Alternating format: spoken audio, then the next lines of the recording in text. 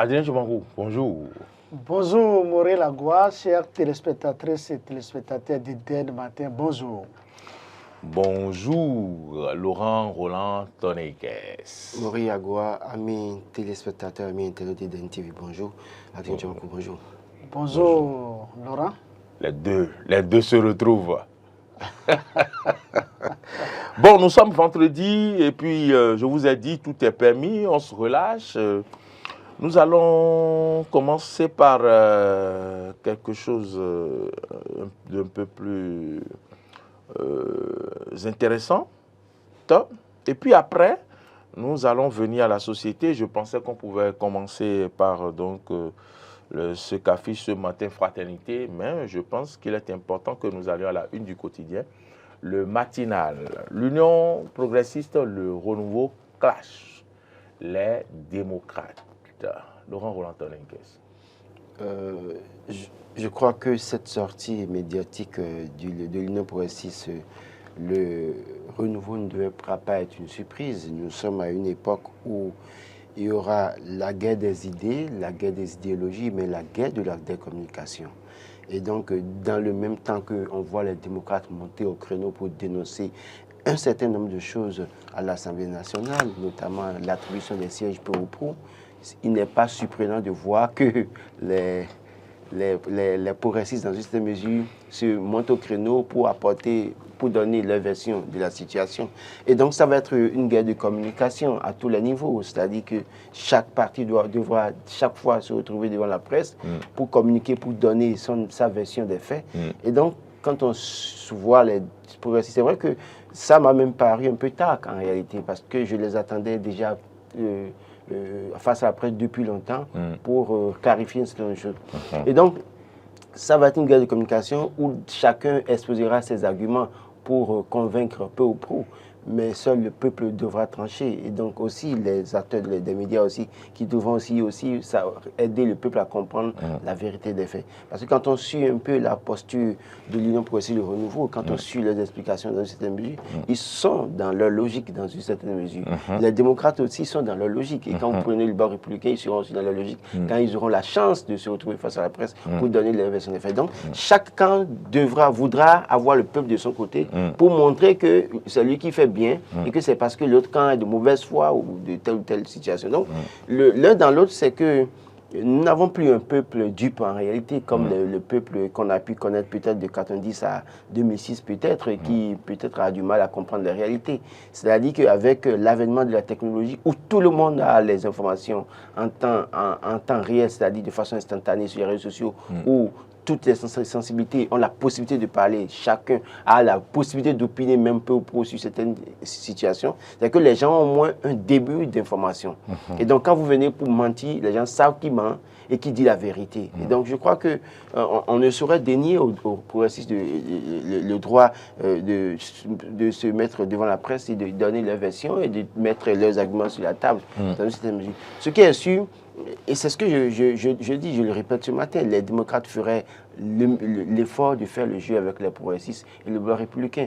Parce que ne pas faire le jeu, c'est tout perdre. Et je l'ai dit, la dernière en date, le positionnement au niveau des instances sous-régionales, s'ils ne le font pas très vite, parce qu'il faut nécessairement pouvoir à ces pouces. D'accord?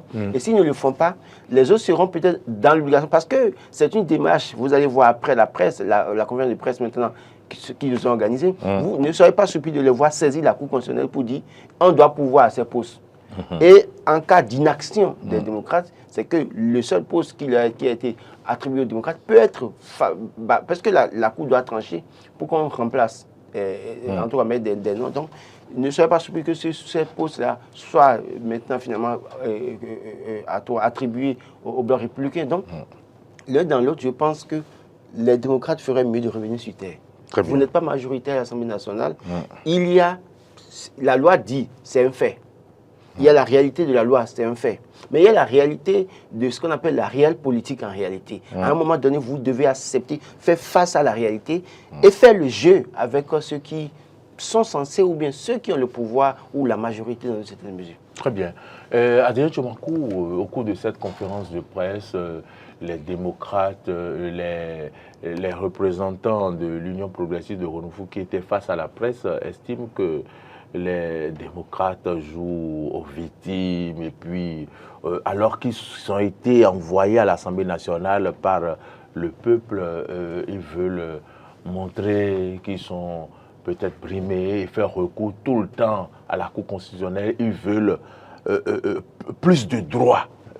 Qu'est-ce que vous en pensez?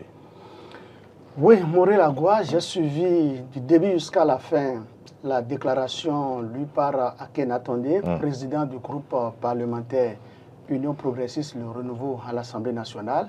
Vous savez, Akhenatonde a exposé, quand vous suivez correctement, vous devez comprendre que Akhenatonde a expliqué l'état politique de les démocrates.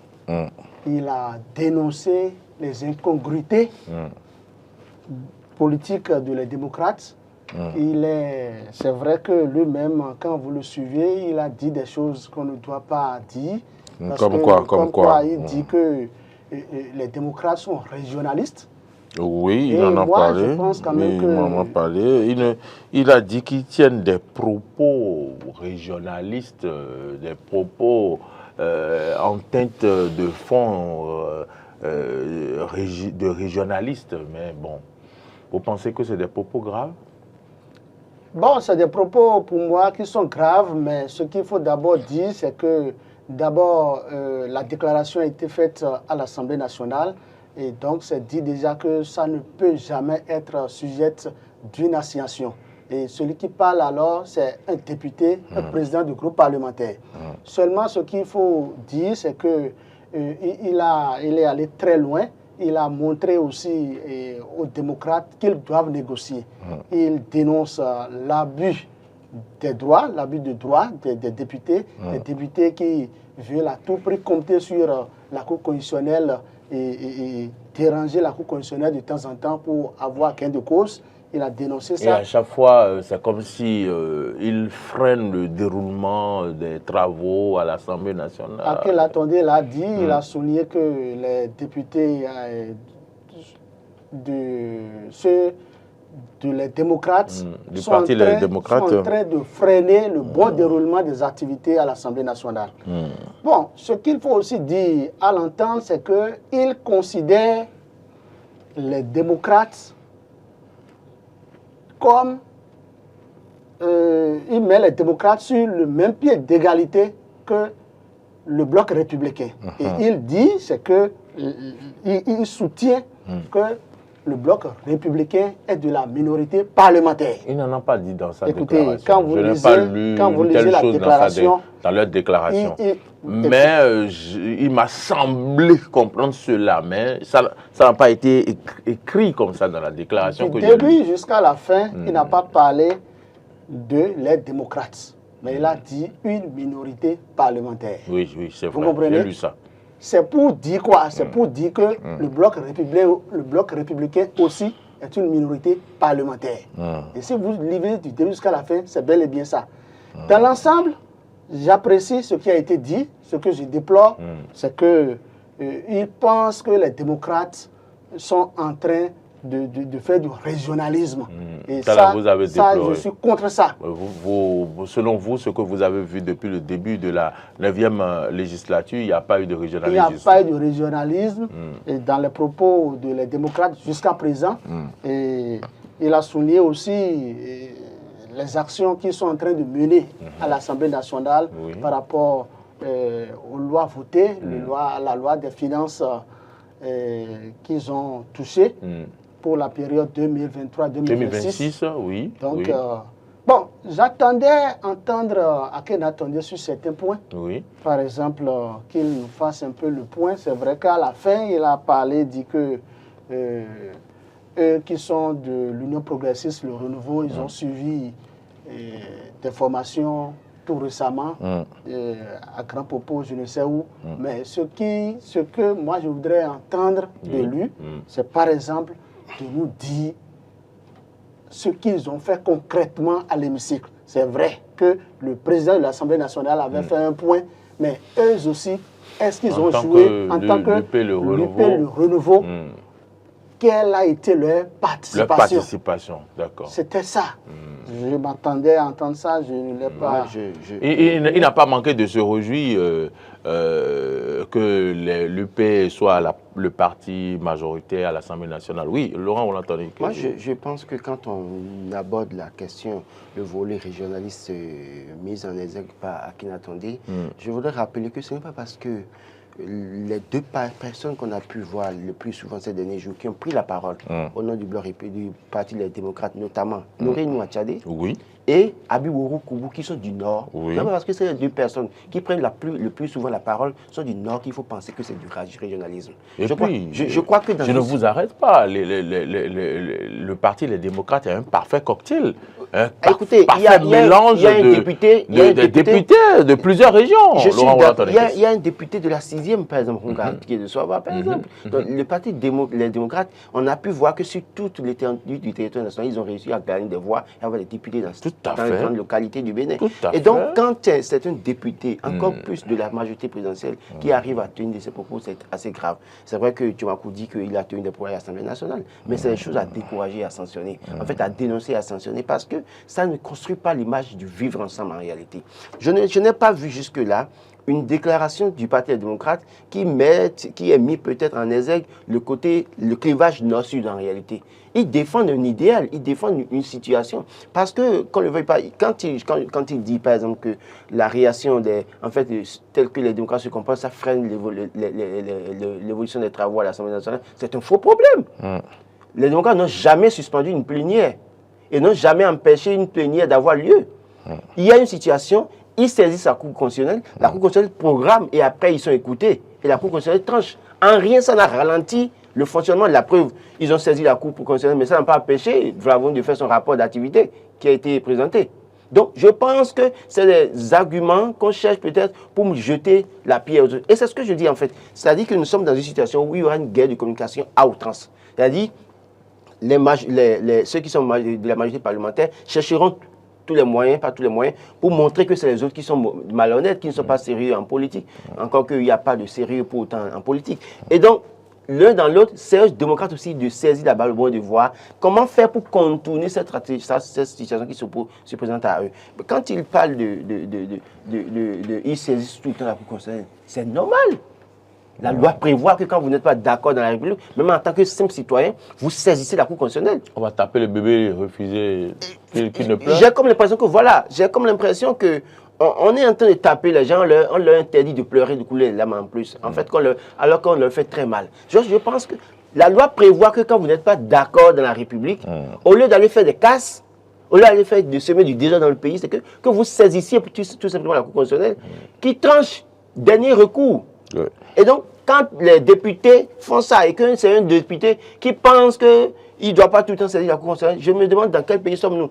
C'est vrai qu'il a la chance d'être encore de la majorité parce qu'il était dans la majorité avec Boniaï. Mais on a pu voir que ce Boniaï, les gens avec qui il est aujourd'hui, ont tout le temps saisi la Cour constitutionnelle face à Boniaï. C'est vrai parce que lui, c'est peut-être qu'il n'a pas connu l'expérience de l'opposition pour autant. Parce que sinon, on allait lui rappeler ça, mais ceux avec qui il travaille au niveau de la mouvance aujourd'hui, c'est les gens qui ont tout le temps saisi la Cour sous Boniaï. Et la Cour a dû trancher à demander. Donc, dans une certaine mesure, réjouissons-nous de ce que les démocrates n'ont pas tenu des propos incendiaires qui pourraient amener à des émeutes, mais qui ont pris la voie de la Cour constitutionnelle pour saisir la Cour, pour avoir l'avis du juge constitutionnel. C'est déjà une avancée. Et pour ça, on doit pouvoir continuer à les encourager pour dire, oui, c'est le meilleur moyen, c'est le meilleur chemin pour pouvoir avoir gain de cause ou pas. Donc, je crois que... C'est un chemin démocratique. Démocratique. Ouais. Donc, quand les gens posent des actes démocratiques, on trouve encore à dire. Parce qu'en réalité, vous voulez montrer que vous avez tout pouvoir et que vous pouvez vous permettre tout. Je suis d'accord que nous sommes dans une situation de majorité-minorité.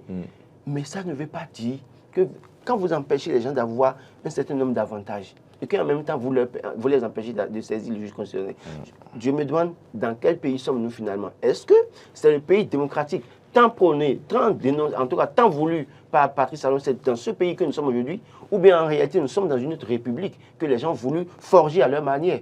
Parce qu'on a pu voir que sous Boniaï, les mêmes qui marchaient hier, qui disaient mercredi rouge, n'importe, dénonçaient certaines choses et avaient une idée, c'est-à-dire un idéal du Bénin démocratique. Et aujourd'hui, cet idéal démocratique qu'ils voulaient à tout prix entre 2012 et 2016, où en sommes-nous aujourd'hui? Et c'est là qu'il faut se poser la question. Très bien. Adrien Tchouankou, vous voulez réagir? Oui, il faut dire qu'Aken Tondé a dit quelque chose qui m'a aussi vraiment séduit.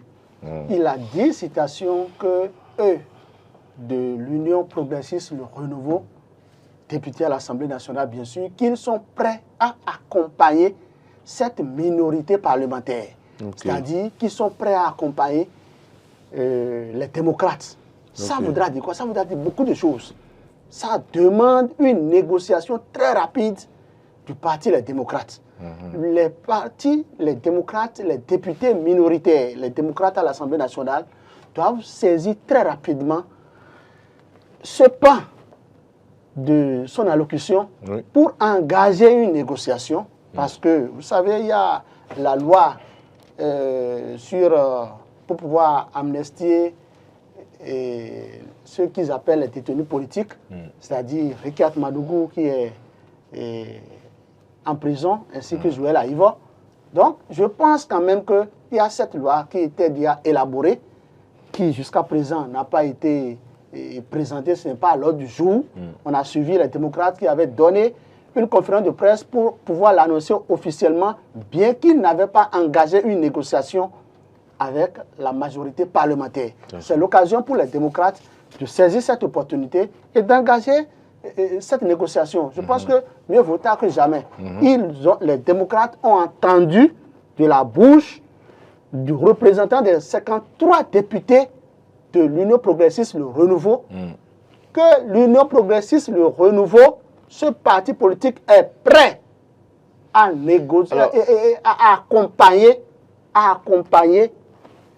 les démocrates à avoir gain de cause. Il a dit, c'est écrit noir sur blanc. Donc, je pense quand même que c'est une brèche qui est ouverte. Et puis, bon, ils n'ont pas saisi. Moi, je ne pense pas que en tout cas, on va attendre la réaction. C'est sûr que les réactions des démocrates, du parti des démocrates, ce qu'il dit, c'est que quand Tchouankou dit que c'est une brèche qui est ouverte, nous sommes sur un terrain politique. Tout est possible dans le langage politique. Pour montrer au peuple qu'eux, ils veulent.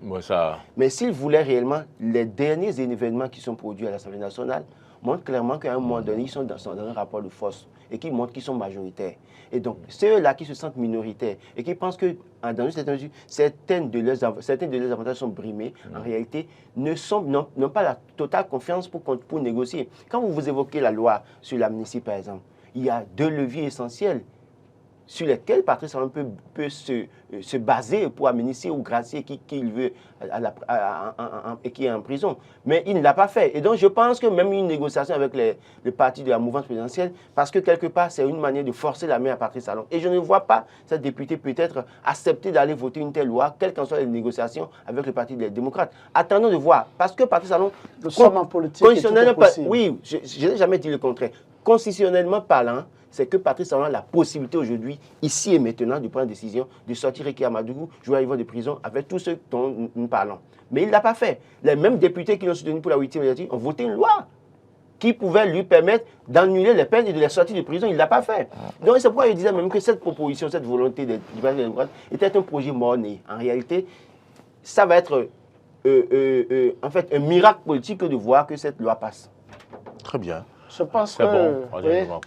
En 30 secondes, je pense que nous venons de suivre la position de l'UPR.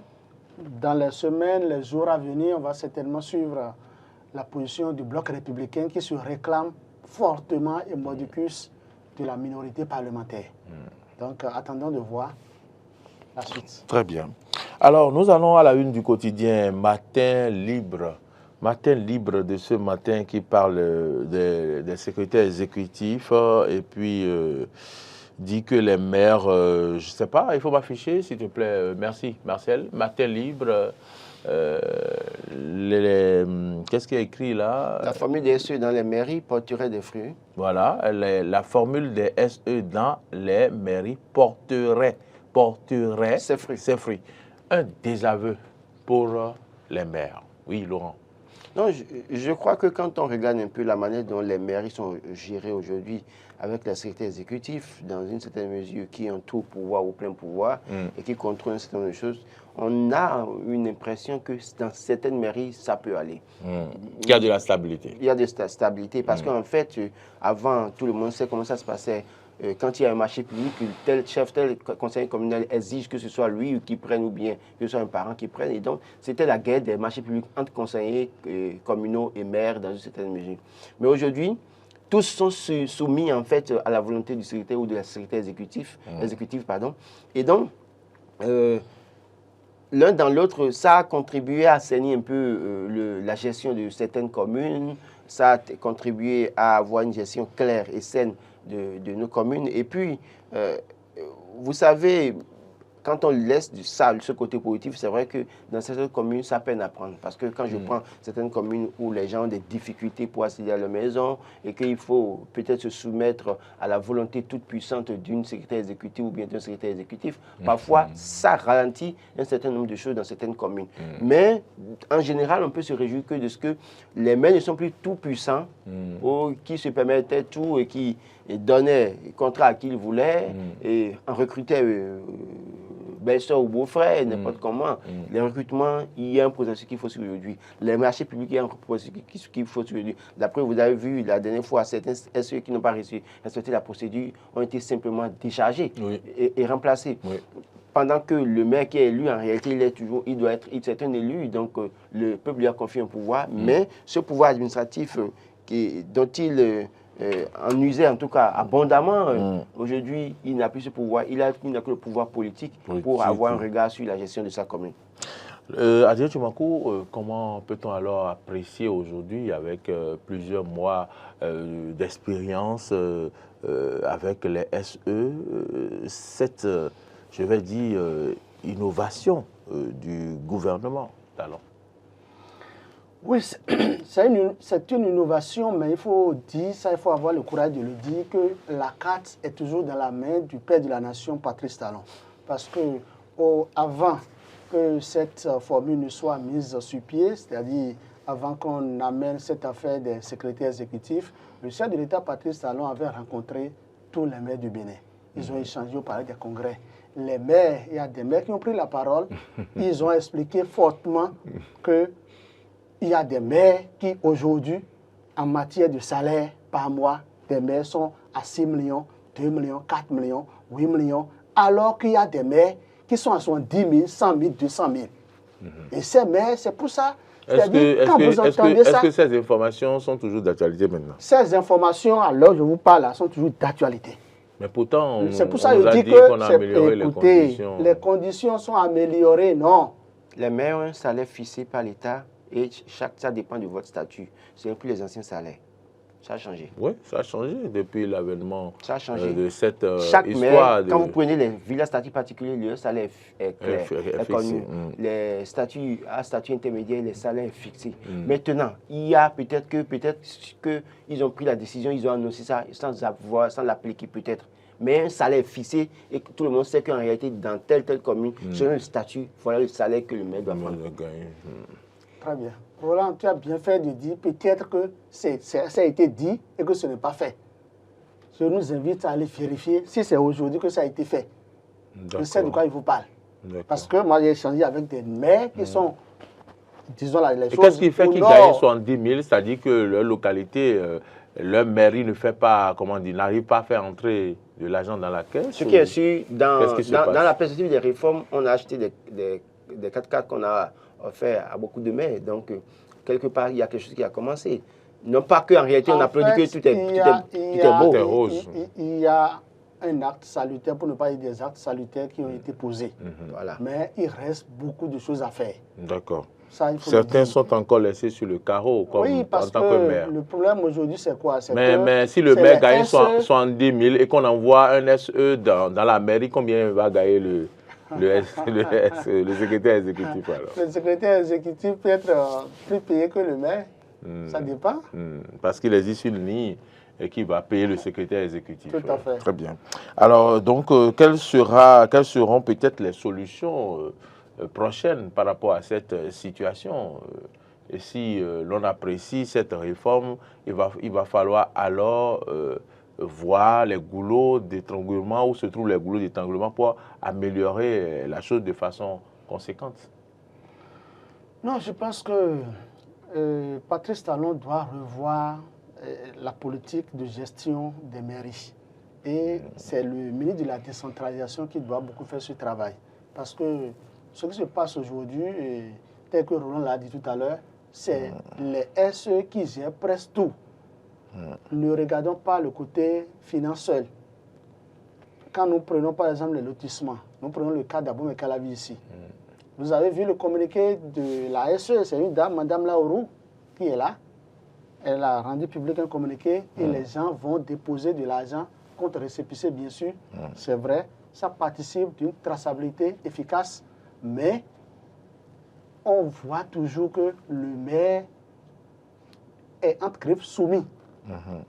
Il est soumis parce que le maire n'a plus la main pour gérer tout. Donc je pense quand même que la politique, nous sommes en train de faire une expérience.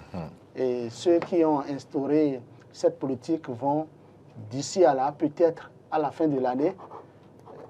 Non, moi je pense que dans cette réforme, le maire n'est pas soumis. C'est peut-être il détient toujours son autorité politique, mais l'autorité administrative qui a mené certaines personnes à dévier du bon chemin ou droit chemin de la bonne gouvernance.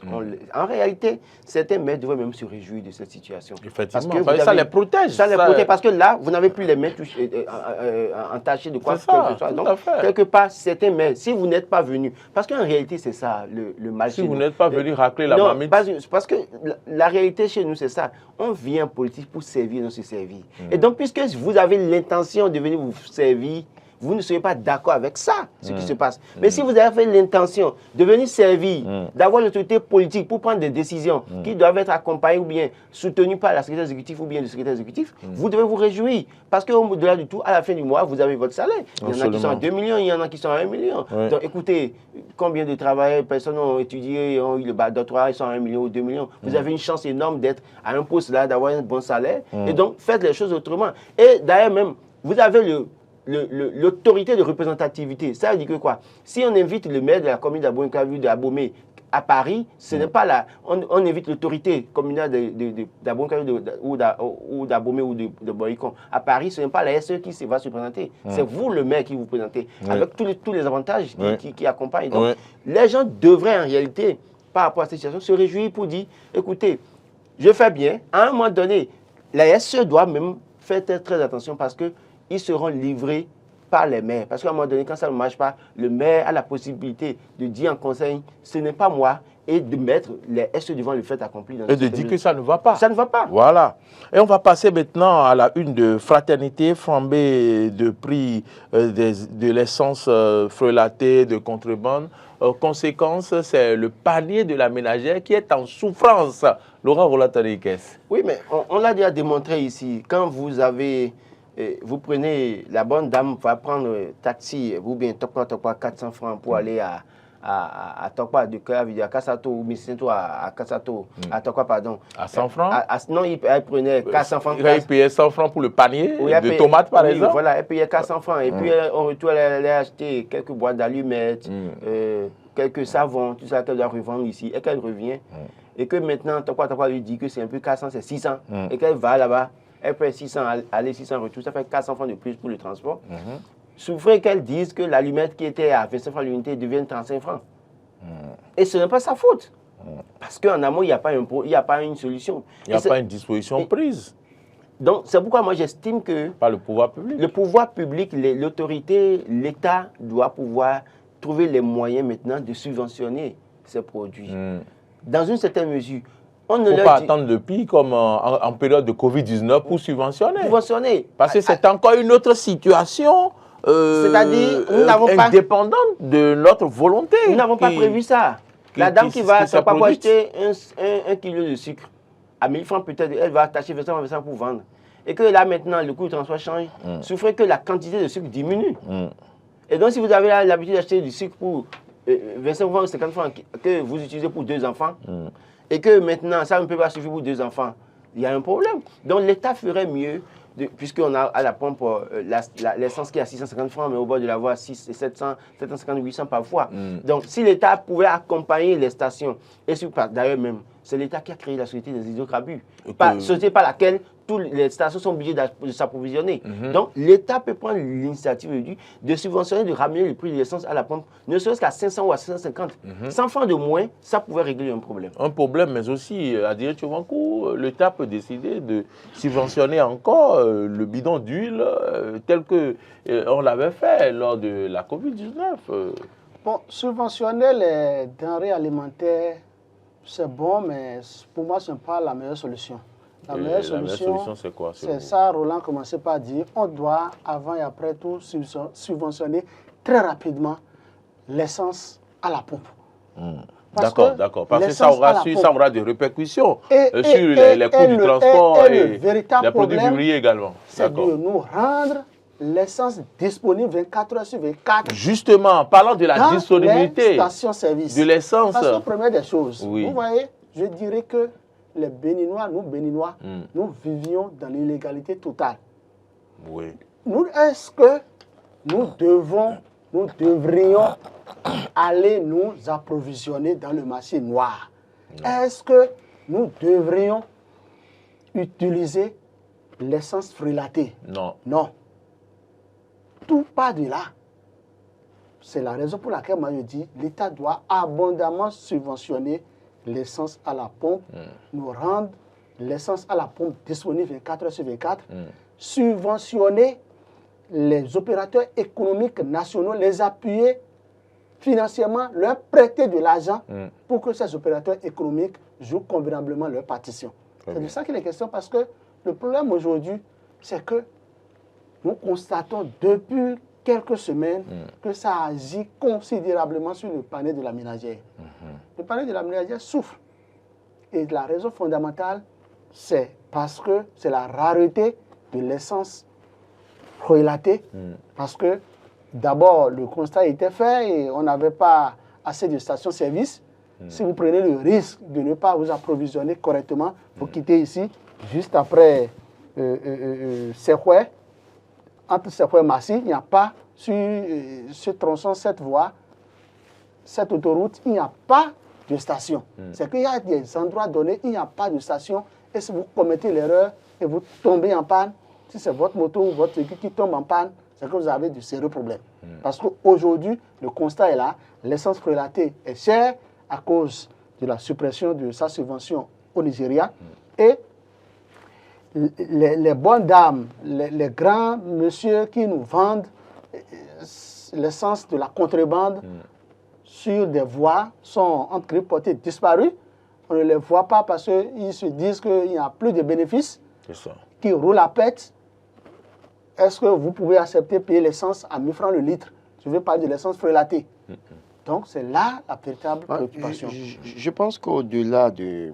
Il y a quelque chose qu'on ne comprend pas, que moi je ne comprends pas personnellement. C'est quoi? Parce que la société des hydrocarbures par laquelle les gens doivent s'approvisionner a été créée par l'État. Et comment expliquer le fait qu'aujourd'hui, quand les Béninois ont retrouvé le chemin des stations, il y a une disponibilité du produit? C'est-à-dire que... La demande est trop grande. Non, on est passé à 5 000 tonnes, non? Écoutez, par semaine. De 1500 à 5 000 tonnes par semaine. Je suis d'accord. Et quand vous voulez rentrer dans les stations, moi, ce qui me fait mal, c'est ça. On vous fait comme quand ça. on vous fait comme ça me fait très mal. Ça me fait très mal. La question, c'est quoi? Si, en réalité, c'est l'État qui détient les droits de ces sociétés, l'État a la possibilité de commander en quantité pour approvisionner les stations. Parce que quand vous voyez, vous quittez la maison, vous êtes dans votre voiture, vous passez devant une station, vous voyez une file, le temps que vous dites, mais je suis en retard, il faut que j'aille, au bleu d'âge, je reviens, vous revenez. L'essence est finie. À 9h, il n'y a plus de le camion est fini. Parfois, c'est 30 minutes. Ouais.